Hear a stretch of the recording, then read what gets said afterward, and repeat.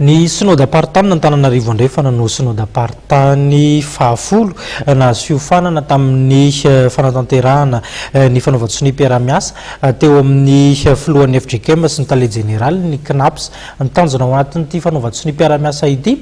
dia ny fahazahoana fiahina ara-tsosialy ho an'ireo tale-tsekoly ny mpandrindra ary ihany koa ny mpiasa amin'ny tetikasa ny sahan'ny FGKM arahantsika ny vaovao manodidina izay.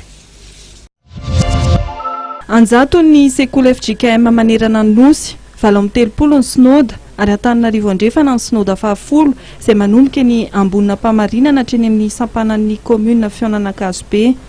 30 ny tale-tsekoly ao anatin'ny sinoda Antananarivo andrefana ary 120 ireo mpitandrina izay nomen'ny CNAPS fiofanana mikasika amin'ny fiahina ara-tsosialy. Tanjona ny anatsarana ny fitantanana ny mpiasa-piangonana. Ny fiahina ara-tsosialy mantsy tsy voatokana hoe ho an'ny mpiasa birao ihany na ny mpiasa mahazatra antsika fa ny pastera izay manao asan'Andriamanitra sy ireo olona rehetra miara-miasa aminy dia mitovy lenta tanteraka amin'ireo mpiasa birao mpiasa hitantsika mahazatra reny zany izay ny antony moa dia hoe samy mety ho tratran'ireo levona isan-karazany amin'ny fiainan'olombelona izy ireo dia no zany dia mila an'io le fiahina zany izay omeny ny fanjakana io izy. Nandritra ny 2 andro dia nampahafantarina ireo mpandray anjara ny lalàna amin'ny feny asa ary ny zon'ny mpiasa, fanampiana amin'ny fianakaviana, ny fisondronoana, loza perinasa ary indrindra ny aretina vokatry ny asa izay mpahazo mpitandrina. Eo aloha zany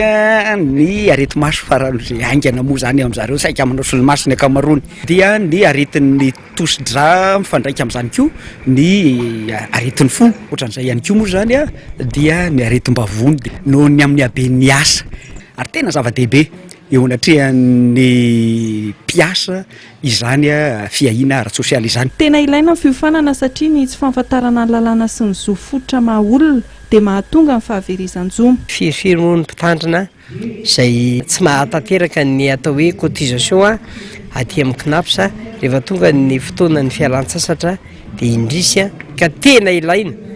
ny fisian'ny fiofanana tahaka izao mba tonga ny tompony andraikitra sy ny indrindra mpitandrina ahatsiaro ny mahazava-dehibe